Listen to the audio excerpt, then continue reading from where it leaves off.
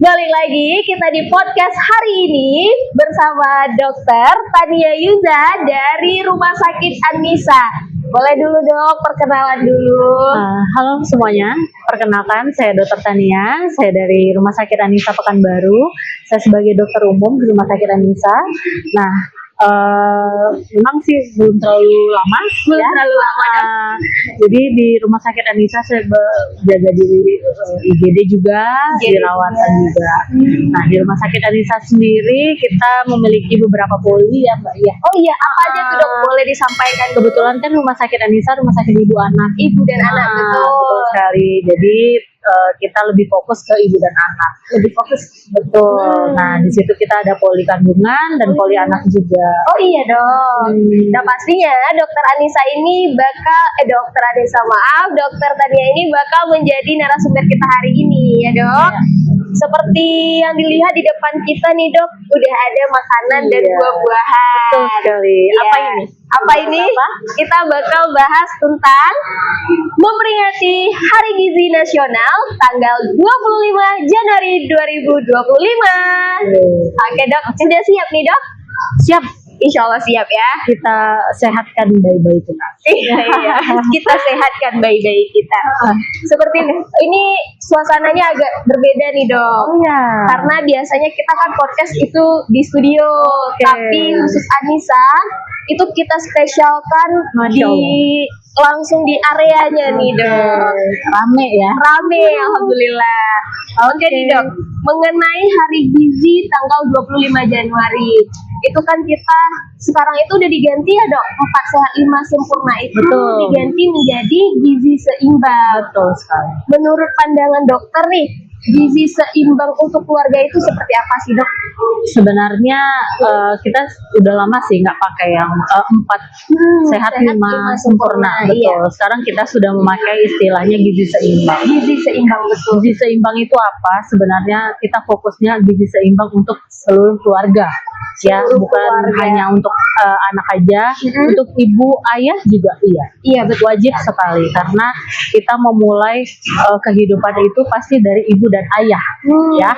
Nah, nanti di situ kita lebih fokus dari gizi di rumah. Apa aja sih isi piringku? Nah, itu dia. Iya. Isi piringku. Nah, di situ kita melihat konsumsi apa saja yang kita konsumsi di rumah. Pertama dimulai dari sayur-sayuran, itu udah pasti. Iya. Dan karbohidrat. Biasanya kita Indonesia kan nasi ya Mbak. Nasi, betul. Nah, biasanya nasi, lalu ada lauk pauknya. Betul. Lalu baru selain lauk pauk itu isinya protein ya. Protein. Betul. Baru sayur-sayuran. Sayur-sayuran, iya. Berarti kalau mengingat gizi seimbang ini dok, untuk keluarga itu sangat penting. Betul. Ibu dan ayah, apalagi remaja dan juga anak-anak. Kalau untuk anak nih dok, setahu saya kan dok, ada beberapa masalah gizi pada anak usia dini. Itu seperti apa sih dok cara mengatasi gizi yang tidak seimbang pada anak usia dini? Betul sekali. Nah, berhubung kita membahas gizi tanggal 25, iya. Yang saya perhatikan itu memang pemerintah kita lebih fokus untuk ke keadaan stunting pada anak-anak. Nah, itu yang lagi di-awarekan dari pemerintah untuk kita semua masyarakat, terutama juga di Nakes. Keadaan stunting di Indonesia ini masih cukup tinggi sekali. Karena bisa dilihat dari balik lagi kita bahas dari apa itu stunting. Apa itu stunting? Nah, stunting itu adalah gangguan dari pertumbuhan dan perkembangan anak yang tidak sesuai dengan usianya. Jadi istilahnya anak di usianya dia tingginya tidak sesuai atau di bawah normal. Nah, itulah yang disebut dari stunting. Maka itu pemerintah lebih memfokuskan dan menegakkan 25 Januari sebagai Hari Gizi Nasional karena aware-nya pemerintah terhadap masyarakatnya dan keadaan stunting kita begitu tinggi di Indonesia. Makanya ditetapkanlah di tanggal 25 Januari. Makanya dari itu kita juga sebagai tenaga kesehatan juga masih mengajak masyarakat kita untuk berkolaborasi bersama dari rumah sakit juga, klinik dan puskesmas juga untuk meningkatkan konsumsi makanan di rumah yang lebih baik. Betul. Jadi pada saat itulah kita ditetapkan sebagai tanggal 25 Betul Januari sekali. ya dok ya. Nah mengingat nih dok, Rumah Sakit Anissa ini adalah rumah sakit ibu dan anak. Pertanyaan saya nih dok, bagaimana sih dok asupan gizi yang baik untuk ibu hamil dok? Nah, betul sekali ya. Karena untuk ibu hamil ini kita mulainya pasti sebelum hamil. Sebelum hamil. Betul. Mengapa seperti itu dok? Karena kita akan mengisi rumah istilahnya. Rumah Ya, ya. betul ya. Jadi rumah itu akan kita isi, jadi pondasinya harus bagus. Fondasinya harus Fondasi bagus, itu dok. ya dari ibunya sendiri. Dari ibu. Benar. Jadi karena fondasinya itu harus bagus, jadi ibunya yang kita kasih nutrisi yang terbaik. Mulai dari apa aja, dari gizinya, kalsiumnya ibu, terus makanan-makanannya ibu harus yang terbaik dikasih. Harus yang Karena terbaik. kita menyiapkan rumah untuk bayinya senyaman mungkin. Senyaman. Pertama yang tadi kita bahas itu adalah kadar hemoglobin. Ya, itu fokusnya kita kepada ibu-ibu yang saat ini yang hamil. Yang hamil. Karena kebanyakan ibu hamil kita saat ini kadar hemoglobinnya itu kecil sekali. Kecil sekali. Bisa Itu dibilang kenapa, di bawah 9. Itu Penyebabnya? karena ya pertama tadi dari dulunya ibunya apakah konsumsi makanannya kurang, pertama dimulai dari makanan lauk pauknya, apa sayur mayurnya, karena zat besi Ya. itu sangat penting untuk ibu hamil dan bukan hanya ibu hamil, kita juga mbaknya juga karena masih masa persiapan nih. Gitu. Zat besi itulah yang untuk memperkuat tubuhnya ibu, rahimnya ibu. Seperti itu. Jadi kita mempersiapkan sebelum memang dari ibunya sendiri dulu ya Betul. dok. Baru nanti kita sebelumnya itu kita mengkonsumsi makanan seperti apa. Betul, makanannya, pola stresnya ibu itu tetap harus diperhatikan untuk persiapan. Persiapan benar sekali, sangat bermanfaat sekali bagi saya pribadi dok. Karena biasanya remaja-remaja kita sekarang ya, Mbak, Iya. ya, dilihat apa sering makan makanan yang nggak lengkap. Nggak lengkap itu betul apa aja? sekali. Apalagi pada remaja ini dok. Betul. Kadang saya pribadi ya dok ya suka makanan yang cepat saji, makanan junk food. Itu seperti apa sih dok supaya mengatasi atau meminimalisir lah dok makanan-makanan seperti itu? Bagaimana tuh dok? Ya, kebanyakan ya Iya, remaja kita benar. memang seperti itu. Cuman tetap harus dimulai dari isi piringku tadi. Ya, itu kita harus menetapkan itu tadi. Karena isi piring itu tetap dilihat untuk melihat ke depannya keadaan tubuh kita. Apa aja sih isi piringku? Apa aja tuh dok? Nah, itu ada sepertiganya itu karbohidrat. Sepertiganya lagi itu sayur mayurnya. Sayur mayurnya, Malah yang lebih besar itu 1/6 lauk pauknya. lauk pauknya. Makanya memang disarankan lauk pauk lebih besar isi piringnya dibanding karbohidratnya. Kalau kita kan kebalik ya Mbak. Kebalik. Lebih banyak malah karbohidrat. Betul, iya betul sekali dok. Nasinya, Iya, iya. Ternyata itu salah ya dok. Iya, salah sekali. Salah sekali. Ya kalau dibilang salah ya pasti salah. Pasti Tapi salah. karena sudah kebiasaan Sudah ya. kebiasaan. Betul. Memang efeknya bukan sekarang ya dok ya. Betul sekali. Iya benar-benar. Tapi bisa mungkin mbaknya bertanya atau apa yang rata-rata seperti itu makanannya, apakah nggak ada gangguan pencernaan? Iya dok, Betul. Ada gangguan pencernaan, kulitnya juga lebih kusam, terus pas remaja kita juga pasti lebih sering lemas, dan gangguan fokusnya lebih terganggu biasanya seperti itu. Nah, kalau ngomong-ngomong itu sih dok, emang berapa banyak protein yang harus diterima oleh manusia setiap harinya dok? Kalau gramnya mungkin kita bingung ya. Iya, Nah, kalau bicara untuk gram ya dok ya. betul, paling kita contohkan aja. Boleh Ya, contohkan. di situ kan kita ada telur, Ada telur, ayam, ada ikan. Biasanya kalau fokus kita minimal telur. Ya, Minimal yang telur. paling sering kita konsumsi pasti telur. Betul. Ya, itu selalu ada di dalam isi kulkas. Iya. Ya, satu butir telur itu berisi 7 gram. 7 gram protein. Ya, jadi apa aja sih isi kandungan telur itu? Bisa ada vitamin A, Vitamin A, vitamin D, vitamin D. vitamin B juga. Nah, itu lengkap sekali. Jadi dengan satu butir telur kita sudah mendapat 7 gram protein. 7 gram protein. Jadi lebih disarankan biasanya untuk memperbaiki nutrisi, disarankan memang untuk kadar proteinnya paling minimal digunakan 2 macam protein. 2 macam protein. Bisa digabung ikan dengan telur, telur dengan ayam, atau protein lain bisa didapat dari selain hewani, dari nabati. Oh iya, dari nabati. Nabati contohnya dari tahu, Dari tahu, tempe. Itu yang harus kita perbanyak karena protein itu yang digunakan untuk kita nanti persiapan atau membentuk gizi yang lebih baik. Gizi yang lebih baik, betul-betul sekali dok. Selain udah pasti sayur, udah pasti. Sayur pasti ya dok. Iya. Terus bagaimana nih dok? Ada nih beberapa orang yang nggak suka makan sayur. Itu gimana nanti dok? Gizinya apakah baik atau tidak baik gitu dok? Kalau dibilang tidak suka makan banyak, Iya betul. ya. Tapi memang dibilang gizinya tidak baik bisa didapati dari yang lainnya. Dari yang lainnya betul-betul. Jadi bukan hanya mengarah ke sayur ya dok Betul ya. sekali, bukan hanya fokus di sayur saja atau protein saja, karena itu baik lagi seimbang. Seimbang betul. Makanya diganti dengan gizi seimbang ya dok. Dan kalau ini dok, kan persiapan dari ibu hamil tadi ya dok ya, itu mulai dari calon ibunya dulu. Nah kalau menurut pandangan dokter nih, bagaimana dengan anak yang terkena Down syndrome itu dok?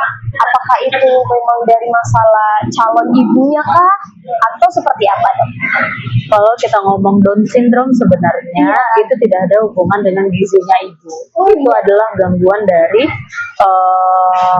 selnya itu sendiri. Atau ya bisa dibilang bukan bawaan, tapi memang gangguan dari intinya gitu. Jadi kalau dibilang gangguan dari ibu sih tidak ada. Oh, berarti itu bukan termasuk gizi ya dok? Betul Gangguan sekali. gizi ya.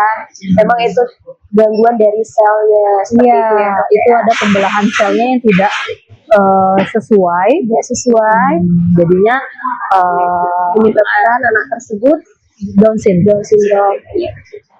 Terakhir nih dok, pesan untuk semua keluarga Jumbo Group, cara menerapkan gizi seimbang dan hidup sehat. Oke, cara menerapkannya. Pertama, untuk yang gizi seimbang dan sehat ini sebenarnya ada beberapa aspek. Ya, aspek yang harus diperhatikan. Pertama, aspek dari emosi. Betul. Itu sudah pasti mempengaruhi kita dalam gizi seimbangnya kita. Kalau kita udah emosi, pasti hati nggak enak, makan juga nggak mau. Betul sekali dok. Ya. Terus yang kedua dari keadaan tubuh kita. Kalau misalkan sudah kelelahan, pasti gizi yang masuk juga nggak akan baik. Betul. Nah, selanjutnya juga yang diperhatikan adalah yang berpengaruh ya dalam aspek gizi seimbang ini pasti finansial. Nah, untuk menjaga itu semua, kita pasti harus ada konsisten untuk melakukannya itu.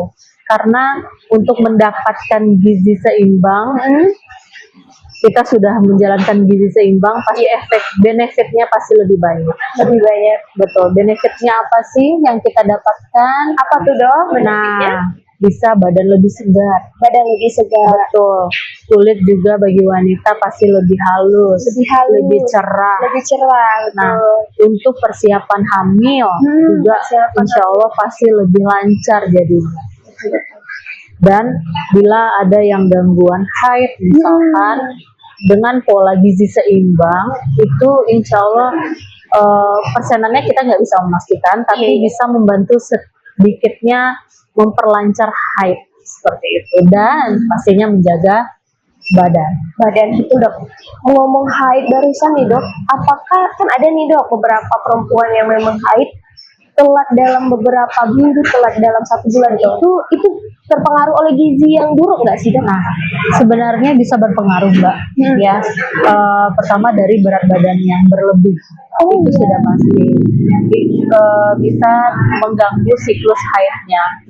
Ya, karena tumpukan lemak mempengaruhi hormon. Makanya kadang beberapa pasien kita juga ada juga yang mengeluhkan haidnya tidak teratur. Jadi kadang beberapa menjadi kedepannya lebih susah untuk mempunyai anak seperti itu. Jadi memang di Anissa juga kita ada poli kandungan dan bisa ada poli infertil juga.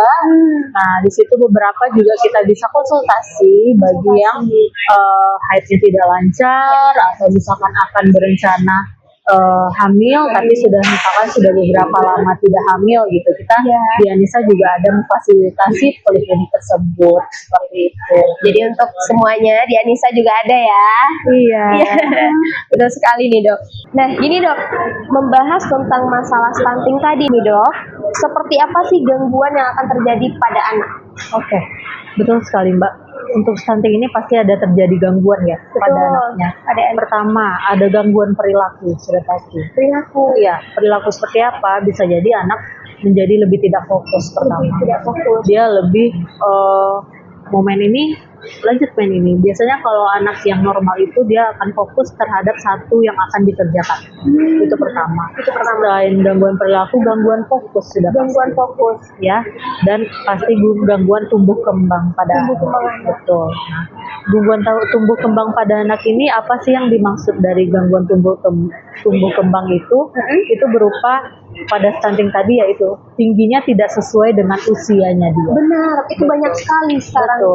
Iya. Nah, untuk itu kembali lagi di Anissa kita juga ada memiliki poliklinik, layanan poliklinik untuk gangguan tumbuh kembang pada anak dan gangguan perilaku pada anak. Di situ kita bisa konsultasi dengan dokter spesialis anak terutama yang bisa membantu para jumbo lover semua atau para sahabat Anissa semua yang memiliki keluhan terhadap anaknya yang dok ini anak saya kurang fokus atau kok anak saya rasanya lebih pendek ya dok dari anak-anak yang lain seperti itu, ataupun nggak mau makannya pilih-pilih atau picky eater istilahnya. Iya benar. Nah itu bisa kita konsultasikan juga di rumah sakit Anissa pastinya. Iya.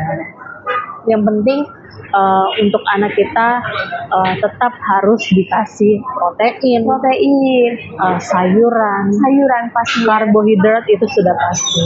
Karena pencernaan yang baik pasti dengan disertai dengan tumbuh kembang yang baik. Oke. Nah untuk semuanya, terutama untuk keluarga rumah sakit Anissa, kalau mau belanja kebutuhan juga bisa banget di Jumbo ya dok ya. Lengkap sekali. Dan rumah sakit Anissa ini bakal menjadi partnership di Jumbo Mart ya dok ya. Dok, ini terima kasih banyak atas waktu dokter yang telah meluangkan banyak sekali ilmu pada hari ini ya dok ya. Dan pastinya ini sangat bermanfaat bagi saya pribadi dan juga keluarga Jumbo Group. Terima kasih banyak ya dok ya. Semoga apa yang kita bicarakan sampai ke masyarakat dan semua yang ada di sini. Dan semoga kita bermanfaat dan bisa kedepannya bersama pemerintah untuk menanggulangi stunting. Betul sekali. Gimana caranya? Ya makanlah, menjaga isi piringku itu tadi. Iya. Dengan apa?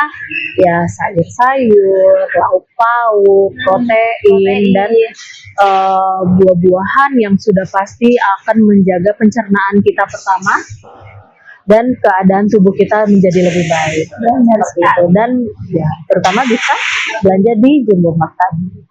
Baik, terima kasih banyak atas waktu yang telah Kembali, diluangkan Mbak. dokter. Ini sangat bermanfaat sekali untuk saya pribadi dan pastinya untuk keluarga Jumbo Group dan juga teman-teman di luar sana.